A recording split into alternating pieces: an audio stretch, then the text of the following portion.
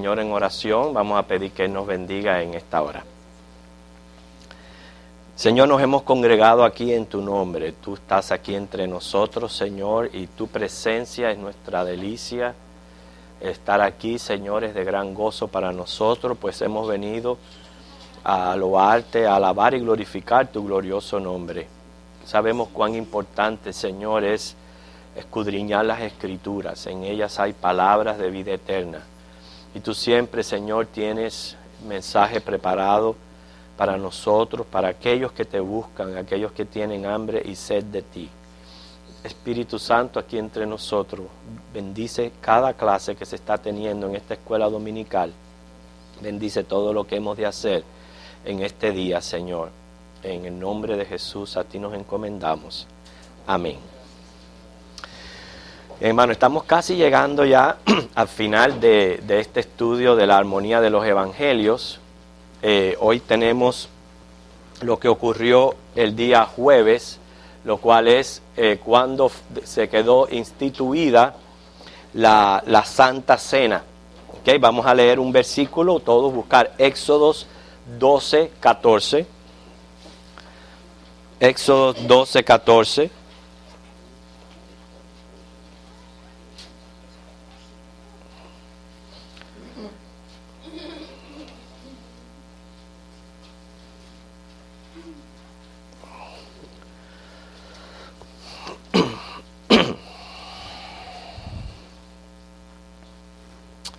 Ya lo tenemos todos, lo leemos. Dice: y este día os será en memoria, y lo celebraréis como fiesta solemne para Jehová durante vuestras generaciones, con estatuto perpetuo lo celebraréis. El Señor comenzó y terminó su ministerio conmemorando la Pascua. Dice que 2 veces al año los judíos se reunían en Jerusalén para celebrar 2 de las fiestas más importantes. Una de ellas era la Pascua y la otra era la de los tabernáculos. O sea, todo era requerido de que todo hombre, especialmente hombres, fueran a esta fiesta.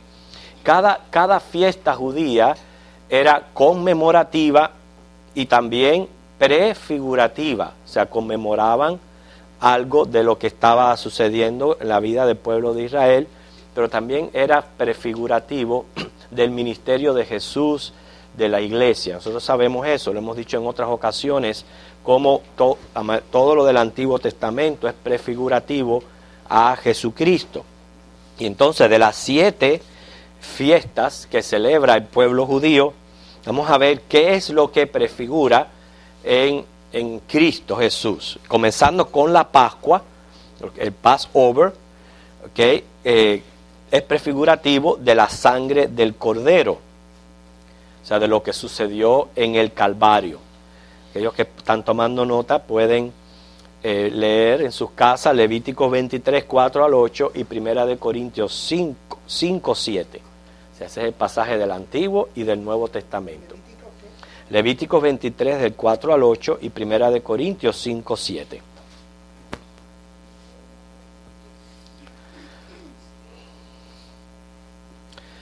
Se celebraban los panes sin levadura. Lo que el pan sin levadura implica que en nuestro tiempo, que la santidad pertenece al Señor.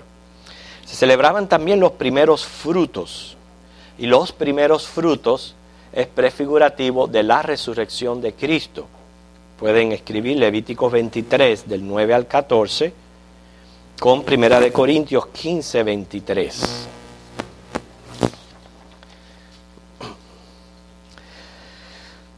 La fiesta de Pentecostés es prefigurativo de la llegada del Espíritu Santo y viene a ser el intervalo hasta lo que es el rapto del Señor. Pueden escribir Levíticos 23 del 15 al 25 y Hechos 2.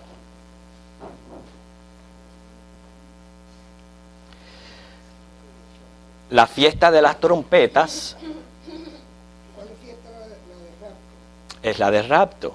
No, esta es la de rapto. Yo dije un intervalo hasta el rapto, pero la de las trompetas es la que es prefigurativa del rapto. Levítico 23, del 23 al 25, todas estas citas están en Levítico, el mismo capítulo, así que nada más que tienen que escribir los versículos, con 1 Tesalonicenses 4, del 13 al 18. En sexto lugar está la fiesta de la expiación, ¿okay?, que es prefigurativo de la tribulación. Levíticos 23, del 26 al 32, con Apocalipsis, los capítulos del 6 al 9. Y por último, la séptima fiesta, que es la de los tabernáculos, es prefigurativa del milenio. ¿Okay? Levíticos 23, del 33 al 44, y Apocalipsis 20, del 1 al 6. ¿Okay? Quiere decir que estas 7 fiestas que celebraba el pueblo judío son prefigurativas de todo lo que está pasando en el ministerio de Cristo y la iglesia. Yo quiero compartir con ustedes en esta clase, que es cuando Jesucristo instituyó la Santa Cena, detalles de cómo el judío celebraba la Pascua. Y esto lo recibimos de primera mano de una judía cristiana, o sea, una judía que se convirtió al cristianismo, y ella llevó un estudio a cabo de exactamente cómo es que celebraban ellos la Pascua, inclusive actualmente, cómo es que el judío la celebra, y los elementos que usaban, y todas esas cosas. Y vamos a darnos cuenta, quizás entender un poquito mejor, cuando Cristo está instituyendo la Santa Cena, qué es lo que está ocurriendo en el orden que ellos van haciendo las cosas. ¿Okay? Los elementos que usaban para celebrar la Pascua era perejil, hierbas amargas, con lo que se hace hoy día el sauerkraut. ¿Quién ha comido sauerkraut? No muchos conocen el sauerkraut. ¿Ustedes sí han comido sauerkraut? Okay. Es lo que se le pone a hot dog, que es como blanquito, que le da un sabor bien acidito. Hierbas amargas, el cordero asado, pero hoy día, y después vamos a ver el por qué, lo hacen con huevo asado. Sí, los judíos. Okay, mezcla de nueces y manzana, obviamente vino y panes sin levadura. Estos son los elementos que ellos usaban para celebrar la Pascua. ¿Okay? Y cada uno de estos elementos está representando algo, por eso es que lo usan en común. Por ejemplo, el perejil, ellos lo echan en agua de sal, y que esto está representando las lágrimas derramadas por el pueblo de Israel. ¿Okay? Las hierbas amargas simbolizan la esclavitud del pueblo en Egipto. También ellos usan también lo que se conoce como el horseradish, ese sí lo conocen más, horseradish. El huevo asado se usa en lugar del cordero asado. Nosotros sabemos que ellos, según Levítico nos cuenta, ellos lo que hacían era matar el cordero, asarlo y compartirlo en familia. Hoy día ellos usan huevo asado porque está sustituyendo al cordero debido a que el templo está destruido. Y debido a que el templo está destruido, ellos no usan hoy cordero, no usan huevo asado. No, es lo que mismo simboliza el cordero, o sea, es la víctima que está muriendo pero debido, acuérdate que los corderos eran ofrecidos en el templo, debido a que ya no tienen el templo, usan el huevo asado. También la mezcla de nueces y manzanas simbolizan la mezcla de paja y de lodo con que ellos hacían los ladrillos en Egipto. Que cuando usaban el vino tomaban 4 copas, recordando santificación. O sea, la primera copa recordaba santificación, la segunda juicio, la tercera redención y la cuarta liberación.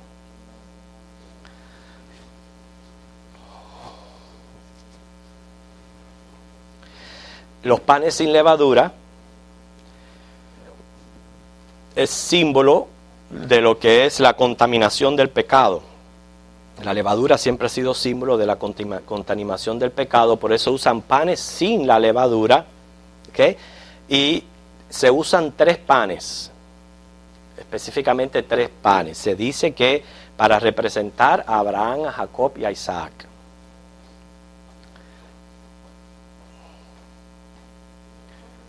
Ahora, en los tiempos de Jesús no se usaban estos 3 panes. Esto es ahora, como ellos lo celebran. Ahora sí había siempre un requisito, yo no conocía este requisito, que era necesario que desde el momento que ellos comenzaban a preparar la masa, a que se terminara de hornear el pan, tenían que ser exactamente 18 minutos. Fíjense para que ustedes vean. Exactamente tenían que ser 18 minutos. Desde que comenzaban a preparar la masa a que terminaba de hornear. Muy bien, entonces ya sabemos ya los elementos de lo que es la Pascua, cómo la celebra el judío, con lo que la celebra el judío, después vamos a ver cómo ellos lo hacen, y lo que está representando. Ahora vamos nosotros a Mateo 26, los versículos 17 al 29. Mateo 26, 17 al 29.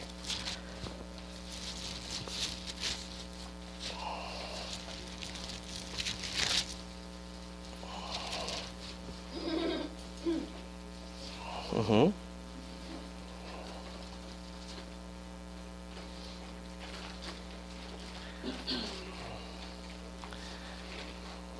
Managini, ¿quiere leernos? Usted sabía ya que le iba a preguntar, ¿no? Porque Mateo 26, del 17 al 29. Institución de la Santa Cena del Señor. El primer día de la fiesta de los panes sin levadura, vinieron los discípulos a Jesús diciéndole: ¿dónde quieres que preparemos para que comas la Pascua? Ok, un momentico ahí. Ustedes ven que la fiesta de los panes sin levadura se celebraba la misma semana que se celebraba la Pascua. Todo está simbolizando a Cristo y la santificación. Por eso fue que yo no les mencioné ninguna cita bíblica con relación a la fiesta de los panes sin levadura. Se comenzaba la fiesta comiendo estos panes sin levadura. O sea, el primer día de la semana. El domingo comenzaban comiendo los panes sin levadura y para el jueves celebraban entonces la Pascua, ¿entienden? Estas 2 fiestas van una relacionada a la otra. Sigue, hermano. Y él dijo: id a la ciudad a cierto hombre y decidle: el maestro dice, mi tiempo está cerca, en tu casa celebraré la Pascua con mis discípulos. Y los discípulos hicieron como Jesús les mandó y prepararon la Pascua. Cuando llegó la noche, se sentó a la mesa con los 12. Y mientras comían, dijo: de cierto os digo que uno de vosotros me va a entregar. Y entristecidos en gran manera, comenzó cada uno de ellos a decirle: soy yo, Señor. Entonces él respondiendo dijo: el que mete la mano conmigo en el plato, ese me va a entregar. A la verdad, el Hijo del Hombre va, según está escrito de él. Mas ay de aquel hombre por quien el Hijo del Hombre es entregado. Bueno le fuera a ese hombre no haber nacido. Entonces, respondiendo Judas, el que le entregaba, dijo: soy yo, maestro. Le dijo: tú lo has dicho. Y mientras comían, tomó Jesús el pan y bendijo, y lo partió, y dio a sus discípulos y dijo: tomad, comed, esto es mi cuerpo. Y tomando la copa, y habiendo dado gracias, les dio, diciendo: bebed de ella todos, porque esto es mi sangre del nuevo pacto, que por muchos es derramada para remisión de pecados. Ok, está 29. Y os digo que desde ahora no beberé más de este fruto de la vid, hasta aquel día en que lo beba de nuevo con vosotros en el reino de mi Padre. Okay, y termina el 30.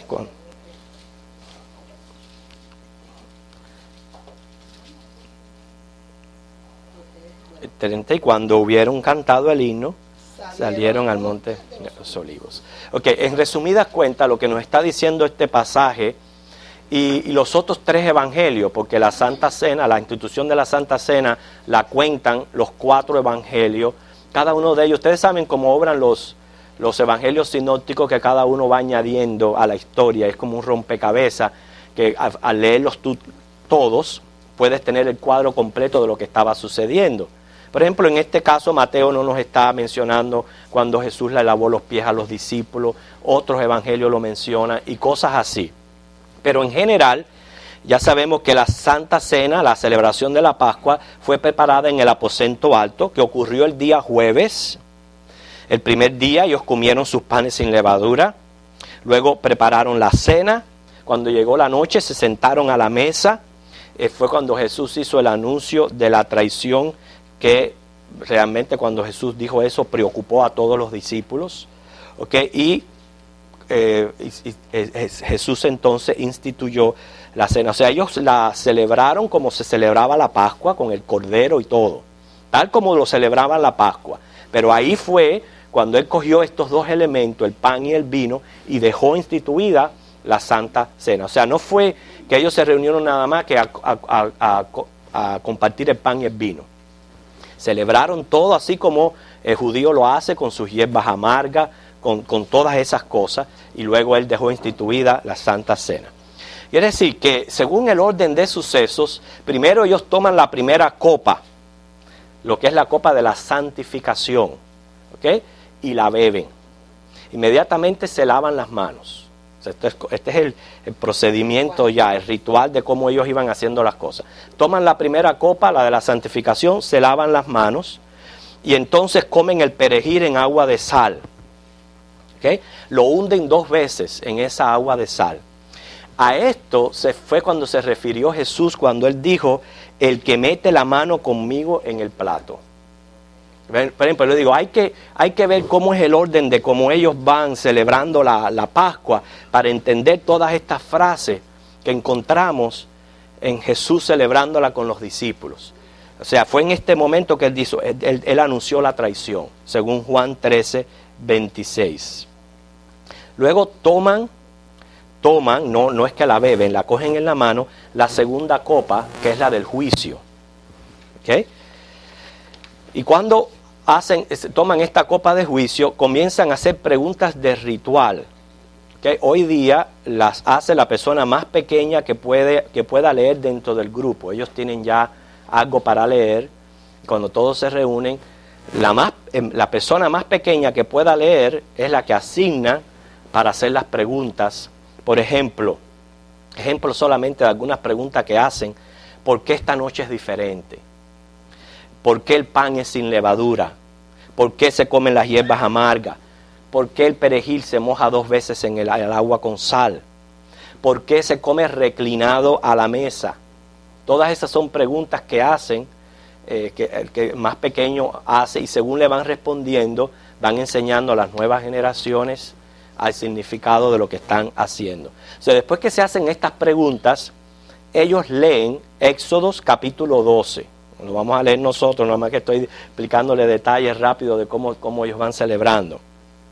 Después que leen Éxodos capítulo 12, traen el cordero con las hierbas amargas, el pan sin levadura y la mezcla de nueces y manzanas. O sea, este es el momento ya de comer todas estas cosas. Y entonces recitan salmos de alabanza, repitiendo de vez en cuando Dayeno. Y Dayeno significa Dios es suficiente. Según ellos van recitando estos salmos de alabanza, van repitiendo Dios es suficiente. Y entonces terminan el ritual diciendo: Dios hizo todo esto, si no lo hubiera hecho todavía es suficiente porque Él es Dios. Entonces con esta frase es que beben la copa del juicio. ¿Entienden? Ahora bien, se lavan las manos por segunda vez. En esta ocasión de lavarse las manos por segunda vez fue cuando Jesús lavó los pies de los discípulos. ¿Okay? Representando que la liberación del juicio con que acaban de tomar. Ve que todo es bien representativo. O sea, la copa del juicio que acaban de tomar el lavamiento que Jesús hace representa una liberación total del juicio. Eso nos lo narra, nos lo cuenta este ritual, Juan 13, del 1 al 20. Y entonces rompen un pedazo del pan. Mojan el pan en amargo y dulce. ¿Okay? Este entonces fue el pan que ya él compartió con Judas. ¿Okay? Representando la última oportunidad que él tenía de elegir de lo amargo y de lo dulce. Sabemos que Judas escogió lo amargo. ¿Okay? Entonces, después que mojan este pan en amargo y dulce, comen el cordero, se lavan las manos por tercera vez, y entonces llenan de nuevo la tercera copa, pero no la toman.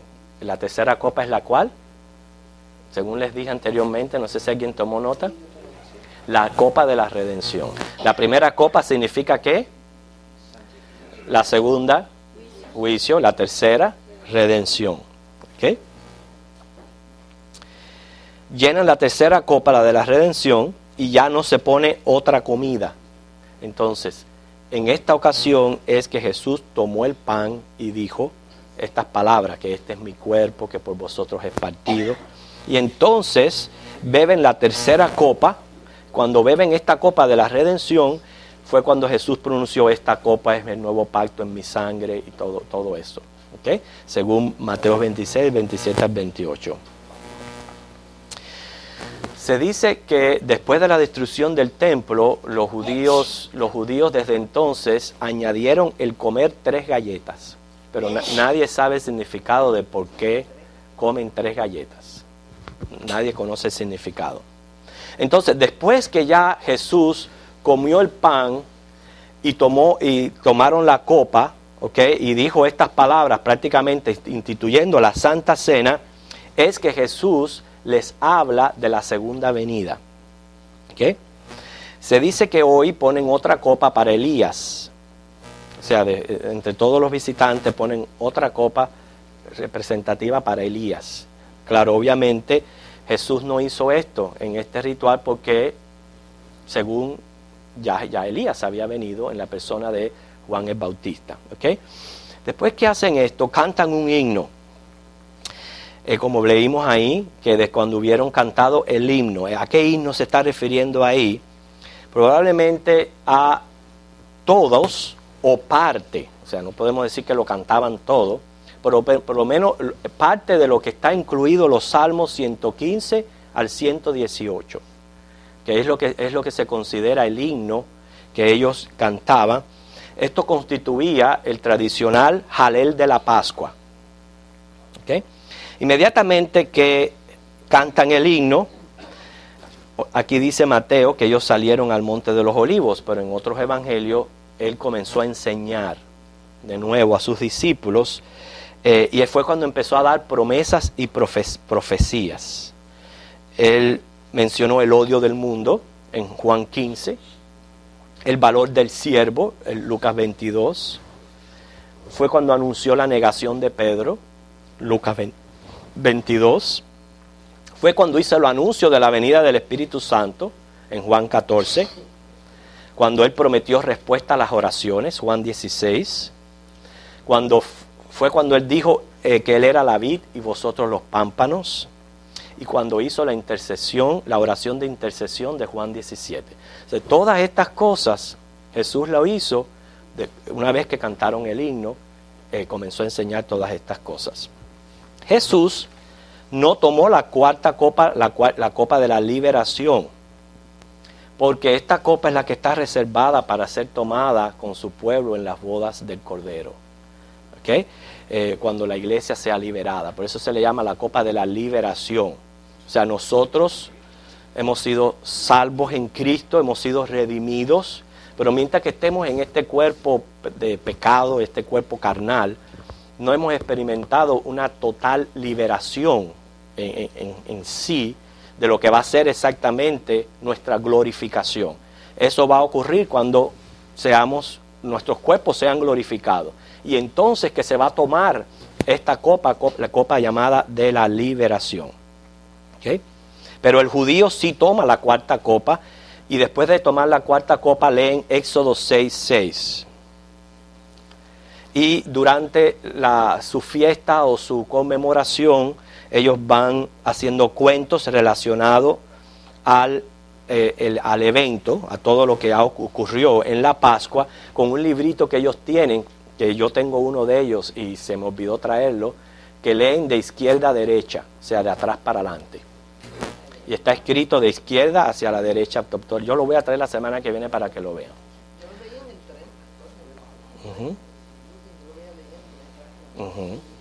Pero lo increíble también es que está escrito hacia arriba, así, o sea, lo van leyendo todo completamente al revés hasta la parte de atrás. ¿Okay? Quiere decir que esta es la manera en que el pueblo judío celebraba la Pascua. Algunos elementos han sido cambiados en la manera que ellos celebran la Pascua hoy. Prácticamente esta fue lo que ocurrió esa noche del jueves. Y nosotros lo que nos ha quedado es la institución de la Santa Cena. Antes de entrar en el significado de la Pascua, ¿hay alguna pregunta de lo que hemos dicho hasta aquí o algo que, hermana Cecilia? Copa de la Liberación. ¿Okay? ¿Alguna pregunta? O sea, nosotros al entender cómo el pueblo judío celebraba la Pascua, podemos tener mejor imagen de lo que estaba ocurriendo esa noche de Jesús con sus discípulos. Dice que mojaban 2 veces el perejil en el agua de sal, pero no lo comían. Claro que lo comían. Sí, había que comer hierbas amargas. Todo eso lo mojaban 2 veces, pero era para comerlo. Claro, se lo comían. En este tiempo, en el tiempo de nosotros, la levadura es representada por las personas en una tierra que hacen daño. Es pecado. Personas que contaminan, que hacen influencia, prácticamente es el pecado, porque nosotros también tenemos pecado por dentro. O sea, pero está representando todo lo que es el pecado. Los panes sin levadura lo que está implicando es la santificación.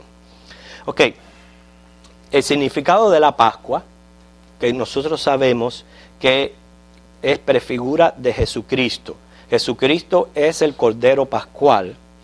Igual que la sangre del Cordero, cuando se pintaba en el dintel de las casas, salvaba del ángel de la muerte. Ustedes saben que el ángel de la muerte se paseó por todo Egipto, y donde quiera que estuviera pintada con la sangre, esa casa no era tocada, o sea, los primogénitos no morían. ¿Okay? De la misma manera, lo que está implicando la sangre de Cristo es que Él nos salva de la ira de Dios, nos salva de la muerte, o sea, nos está limpiando de todo pecado. Por eso es que la Pascua que celebró Jesús es considerada la última Pascua. Ya nosotros no nos tenemos que reunir a hacer todo ese ritual que inclusive todavía hacen los judíos. Esa fue la última Pascua. Desde aquel entonces ya Él dio lugar a lo que es la cena del Señor, con elementos los cuales son completamente simbólicos de lo que es realmente el Evangelio. Nosotros sabemos que hoy se le ha mandado al cristiano una ordenanza, celebrar la Santa Cena según 1 Corintios 11, 23 al 33. O sea, después del bautizo nosotros la consideramos una de las 2 ordenanzas que dio nuestro Señor. Quiere decir que viene a ser un acto solemne, pero también muy conmemorativo de lo que es el Evangelio. Por eso dice el Señor que lo hagamos en memoria. Vamos a leer ese pasaje rápido. Es importante que lo leamos. 1 Corintios 11, 23 al 33. 1 Corintios 11, 23 al 33.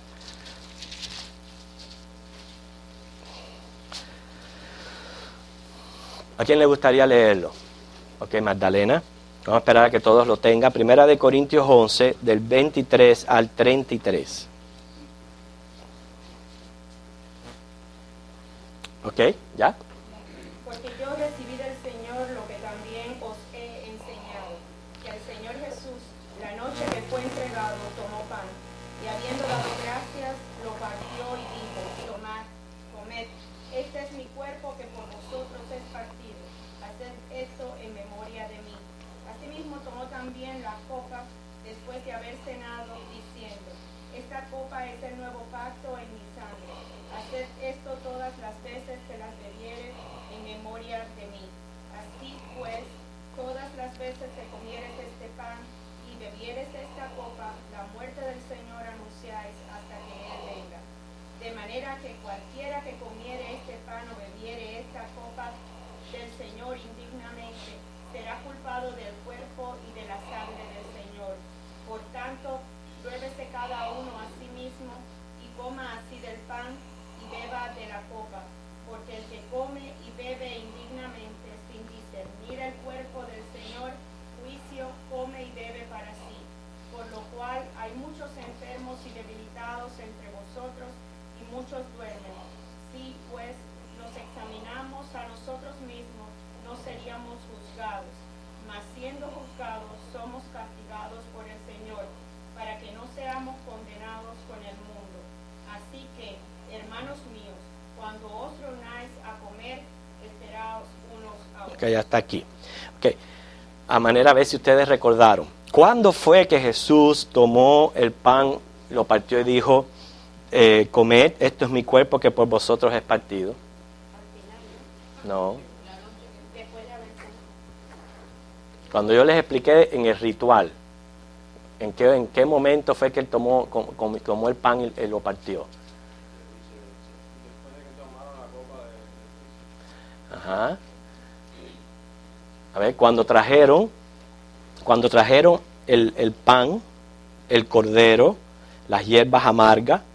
Entonces imagínense compartiendo una cena normal. Nosotros quizás lo estamos diciendo rápido, pero ellos compartieron una cena, comieron la patica del cordero y todo se lo comieron.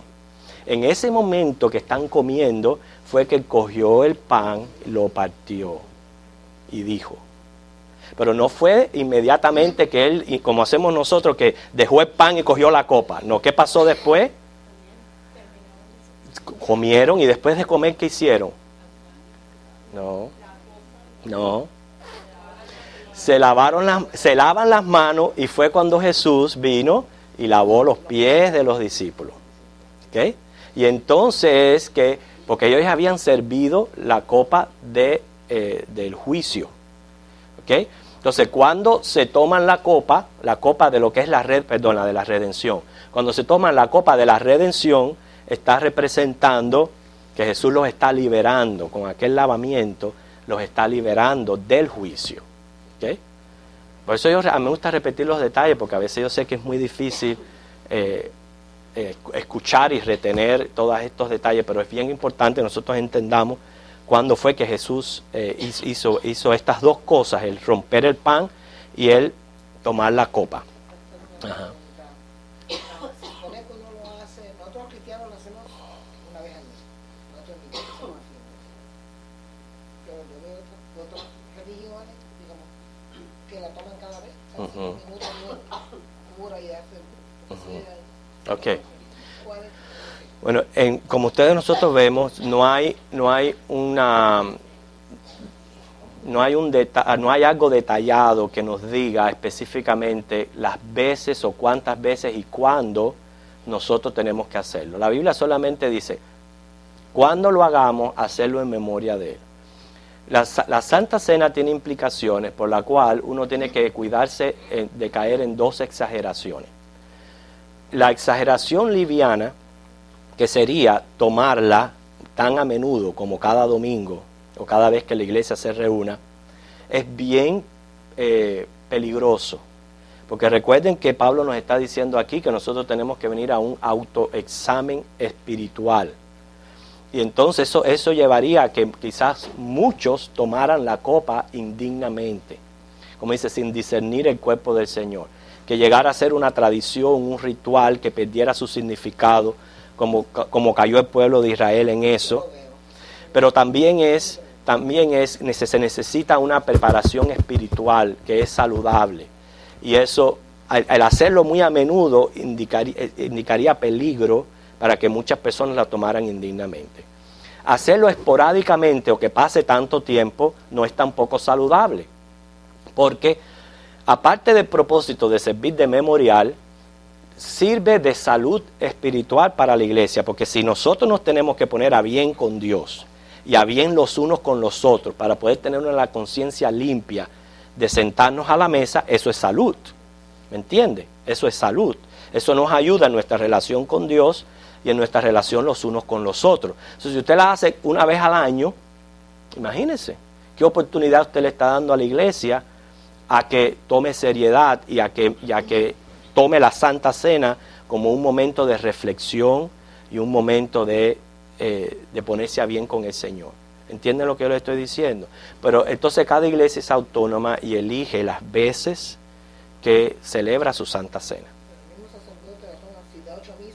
Bueno, eso es, ya esto estamos diciendo los extremos que hay que evitar con la celebración de la cena. Pero noten que Jesús dijo en memoria. Como dijo en memoria, es que nosotros consideramos los elementos como puro símbolo conmemorativo. ¿Ok? Símbolo conmemorativo. En ningún momento nosotros los bautistas aceptamos la teoría de la transubstanciación del cuerpo y de la sangre de Cristo. O sea, no la aceptamos y no creemos que es así. O sea, no creemos que literalmente la sangre vino se convierte en sangre y el pan en cuerpo. No lo creemos. Nosotros creemos que los elementos siguen manteniendo sus propiedades por lo que son, vino y pan, que simplemente son conmemorativos, son simbólicos. ¿Ok? Y como ya les dije, es una comunión con Dios y con los hermanos en la fe. Por eso que Jesús la tomó con los discípulos. Nosotros la tomamos en comunión con los hermanos. Quiere decir que el doble propósito que menciona Pablo aquí en Corintios, número 1, es para memorial del sacrificio de Cristo y para anunciar la venida del Señor. ¿Ok? Y como la comunión es santa, recuerden que celebraban la Pascua comenzando el día domingo, comiendo los panes sin levadura, que implica santificación. A veces nosotros celebramos la cena y no tenemos esto en mente. No tenemos en mente que cuando celebraban la Pascua, comenzaban con los panes sin levadura.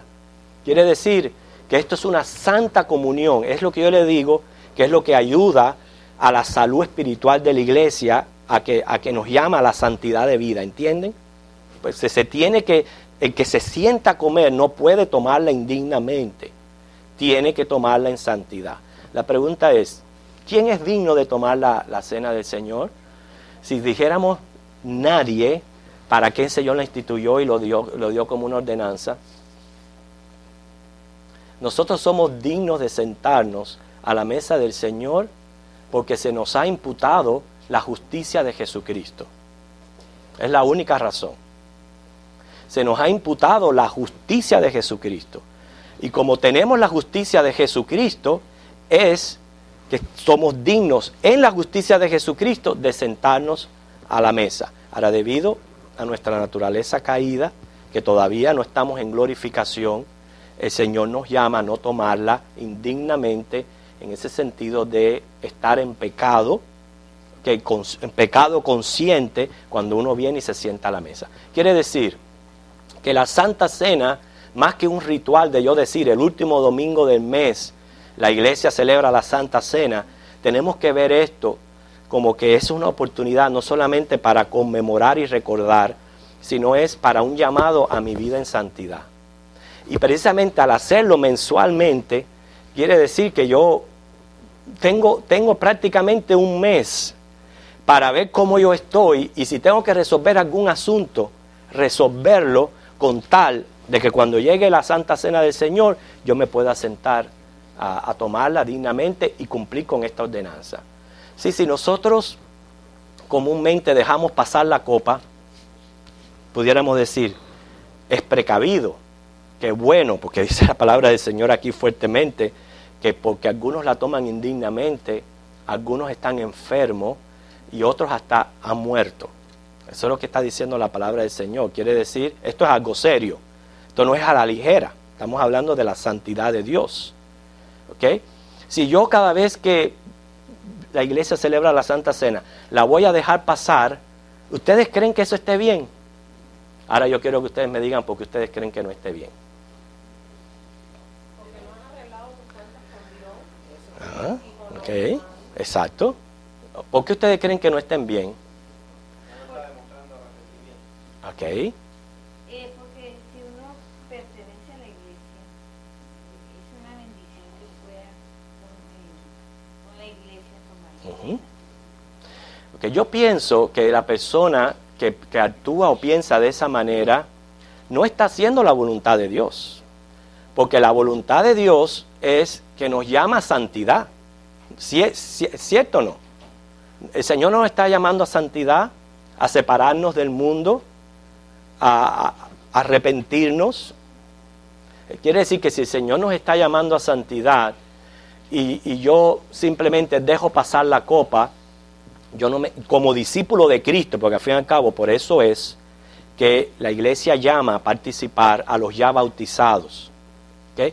No hay una parte en la Biblia que diga para tomar la Santa Cena hay que bautizarse, no la hay. ¿Okay? Simplemente nosotros lo hacemos precisamente por este problemita que hay del tomarla indignamente. Cuando una persona es bautizada es porque ha hecho profesión de fe de ser un creyente, de ser un discípulo de Cristo y de estar comprometido con Cristo y dispuesto a hacer la voluntad de Dios, ¿sí o no? Okay. Quiere decir que por eso la Santa Cena no es para todo el mundo, ni se sienta toda gente. No. Los bautizados, ¿por qué? Porque son los discípulos de Cristo. Cuando Cristo la tomó con los discípulos. ¿Por qué? Por esto de tomarla indignamente. Quiere decir, si eres un discípulo es porque has aceptado las demandas del discipulado, que es vivir en santidad, y por tanto se te llama a sentarte en comunión.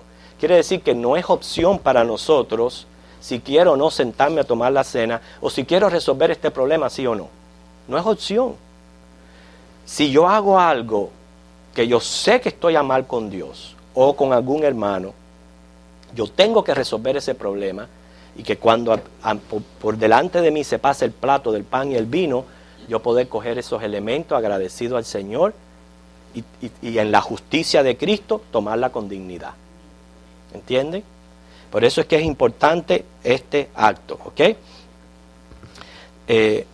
Por eso es que dice aquí autoexaminarnos, ¿ok? Porque no cumplimos a veces con el propósito de comunión.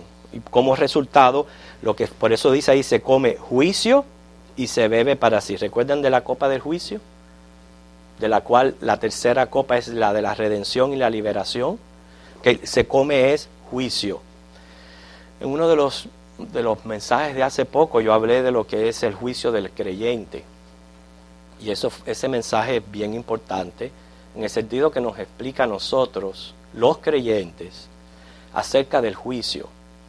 Del juicio delante de Dios en Cristo Jesús, gracias a su gracia, somos libres. No estamos para condenación, estamos para vida eterna. Pero el juicio para el pueblo de Dios, para el creyente, es aquí en la tierra. Aquí en la tierra es donde nosotros acarreamos los juicios de Dios, y una de las maneras de acarrear los juicios de Dios hasta el punto de sufrir enfermedad y de muerte es sentarnos a tomar a la mesa indignamente, dice, sin discernir el cuerpo del Señor. ¿Okay? También, aparte de todo lo que expliqué del asunto de cómo celebrar la cena, ustedes saben que hay cena cerrada y cena abierta. ¿Cuándo es una cena cerrada? Muy bien. ¿Cuándo es una cena abierta? Ok, eso es.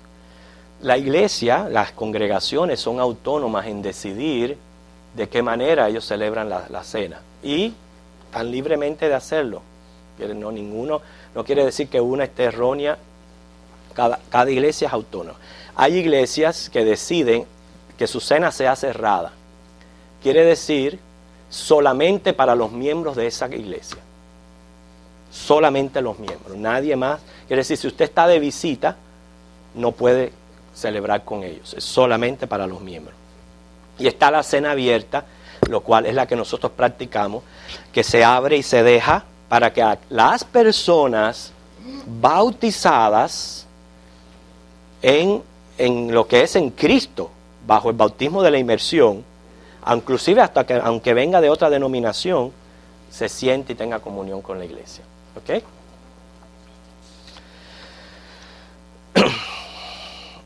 ¿Alguna pregunta hasta aquí?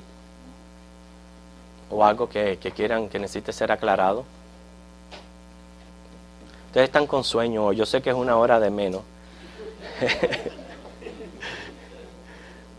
Okay, pero traten de, quizás si usted tiene alguna pregunta incógnita. Yo he recibido muchas preguntas con relación a la Santa Cena. No entienden por qué esto, por qué lo otro, por qué se explica. Bueno, estos son los momentos, si usted tiene alguna pregunta, de hacerla. Tengo una sobre la Santa Cena. Ajá. Sobre Judas. Uh-huh. ¿Ese señor será salvo o será condenado? Mi hermano, le voy a dar la respuesta que le tengo que dar es una regla general para todos los seres humanos. Nadie, absolutamente nadie, puede probar la salvación o la condenación de una persona. La Biblia dice, por sus frutos los conoceréis, pero es que nadie puede decir, No, pero que lo que él hizo, que él... aún lo que él hizo, nadie puede determinar si una persona es salva o condenada. Eso solamente es un conocimiento muy personal de cada cual. ¿Ok, hermano? No, pero aún así, nosotros no podemos aprobar ni una cosa ni la otra. Simplemente no nos incumbe a nosotros, el Señor no nos ha dado esa autoridad de ejercer ese tipo de juicio con alguna alma. ¿Ok? Randy. Con relación a esa pregunta, dice el versículo 24, Ajá. el que vendió a Jesús por Ujú. el esclavo, Ujú, el precio del esclavo, era mejor que ese hombre no ujú. fuera nacido. Yo sé, la Biblia dice, y la Biblia le llama hijo de perdición. Ahora, tenemos que siempre guardar la regla, nosotros los seres humanos, de nunca determinar el destino eterno de un alma. ¿Entienden lo que le digo? Por eso le dije, los frutos lo dan a conocer, la Biblia lo llama hijo de perdición, pero es que no nos incumbe a nosotros decir, esta persona está en el infierno. Estoy preguntando lo que Randy dice, está tan claro aquí.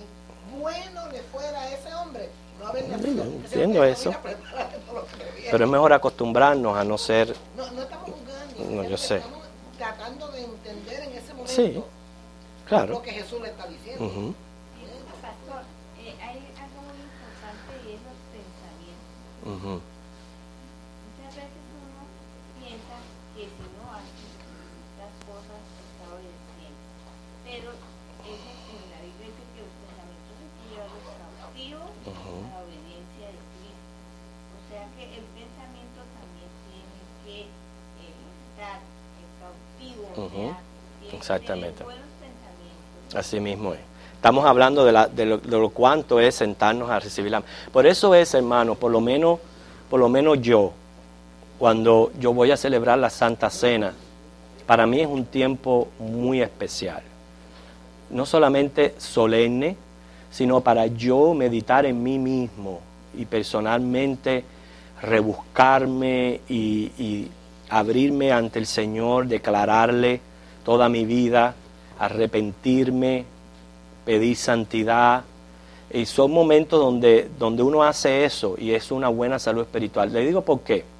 A veces nosotros, porque ya aceptamos a Cristo como Señor y Salvador y ya tenemos seguridad de la vida eterna, ya se acabó, no tenemos tiempos de seriedad y de meditación profunda de lo que es nuestro pecado con el que estamos luchando.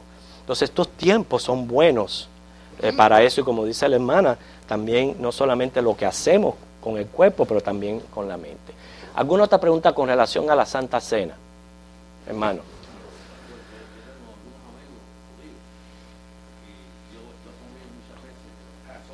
Uh-huh. Una galleta que ellos hacen especial, Ajá, que no tienen sal, ajá. y el pan también. ¿Por qué ellos tampoco usan la sal para caso? Yo no sé la sal, hermano. No, yo lo único que sé es que lo hacen sin levadura es por el pecado. La sal, no sé por qué no. Quizás también por como mojan en agua con sal, porque ellos, eso, el pan inclusive lo mojan, como mojan con sal. Si usted hace las cosas con sal, vienen a ser demasiado saladas. Puede ser una respuesta, pero no tengo por qué ellos comen así sin sal. Pero me alegro que usted haya mencionado los panes y las galletas. Las galletas que yo les dije es lo que no se sabe. Eso comenzó después de la destrucción del templo. No se sabe por qué ellos añadieron el ritual de las 3 galletas. Ok, mano. ¿Se hace Santa Cena en la iglesia? ¿Se hace con pan sin levadura o eso no tiene nada que ver? Bueno, sería bueno hacerlo sin levadura, pero no. Acuérdate que ya cuando estamos en Cristo Jesús, exactamente, es pan. Simplemente se come pan. Nada más. Bueno, la santidad de vida. Si la levadura es sinónimo de pecado, el hacerlo sin levadura es la santidad de vida en el creyente. El llamado a la santidad. Por eso es que se refiere al pan que dice María como el cuerpo de Cristo, como un cuerpo santo, santificado por nuestro pecado. Entonces entendieron lo prefigurativo entre todas las fiestas que celebran los judíos con prácticamente a Jesucristo y su ministerio de redención para con nosotros. Como una fiesta está prefigurando lo de nosotros. Quiere decir, en el momento de rapto se celebra la fiesta de las trompetas, en el momento de la tribulación se celebra la fiesta de la expiación, en el momento de los tabernáculos se celebra el milenio. ¿Ok? Ajá. Con relación, estaba acordándome de un detalle porque esta misma clase fue la que le di a los niños el domingo pasado y yo le mencionaba a ellos que el cordero que ellos elegían tenía que ser un cordero perfecto porque es tipo de Cristo, que es lo que iba a pasar. Así mismo, tenían que ser corderos perfectos. Okay. Entienden otra cosa también, porque cuando una de las primeras cosas que hizo Jesús cuando Él entró fue purificar el templo.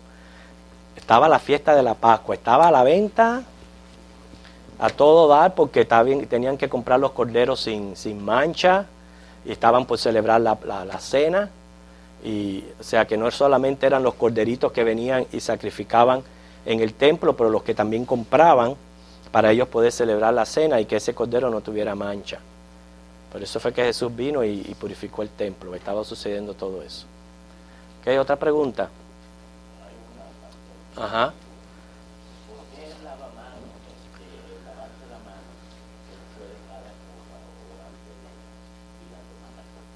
Hermano, yo la verdad que no tengo la respuesta a esa pregunta. Yo no sé si se lo hacen por higiene, ¿ok? Pero no tengo la respuesta porque ellos lavan por lo menos 3 veces las manos durante la celebración. No tengo respuesta. Yo creo que eso tiene que ser un símbolo de demostración de limpieza espiritual. Hay un salmo que dice limpio de manos y puro de corazón. Y también Pilato se lavó las manos como queriendo decir que no halló culpa en esa persona. Entonces para mí el significado de lavarse las manos como que no hay culpa. Como que se están lavando todas las culpas al lavarse las manos. Ok, muy bien. Hermano Josué.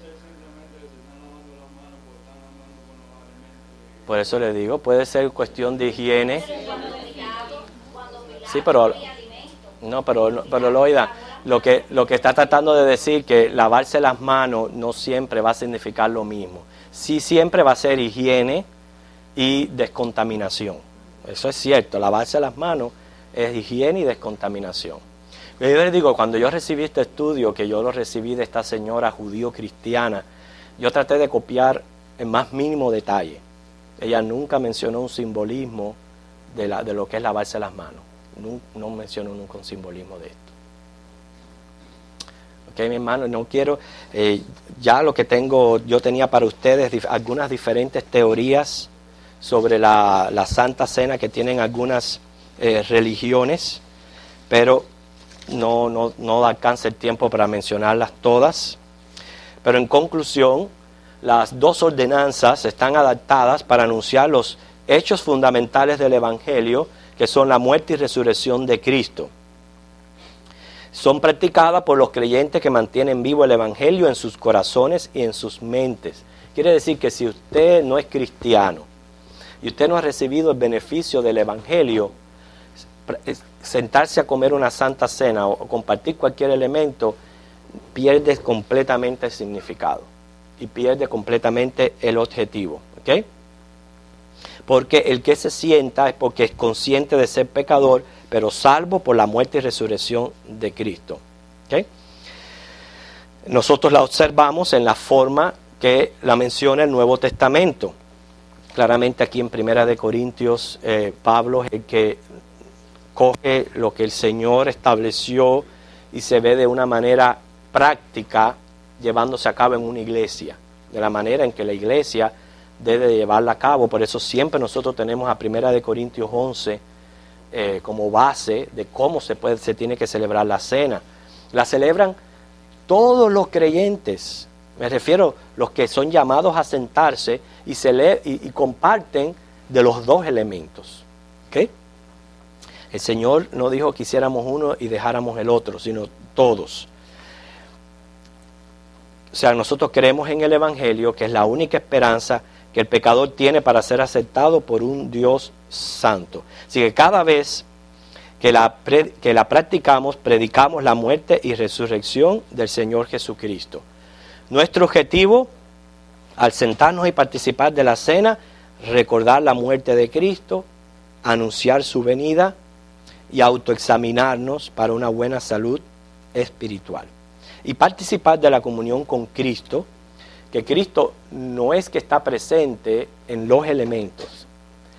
Él está presente como Él lo está aquí ahora en esta clase, compartiendo con nosotros. En ese aspecto Él está presente, en su esencia espiritual en medio de su pueblo. No es que está dentro de los elementos siguen siendo vino y siguen siendo pan, pero Él está participando de la comunión con su pueblo, porque cuando 2 o 3 se reúnen en su nombre, ahí Él está.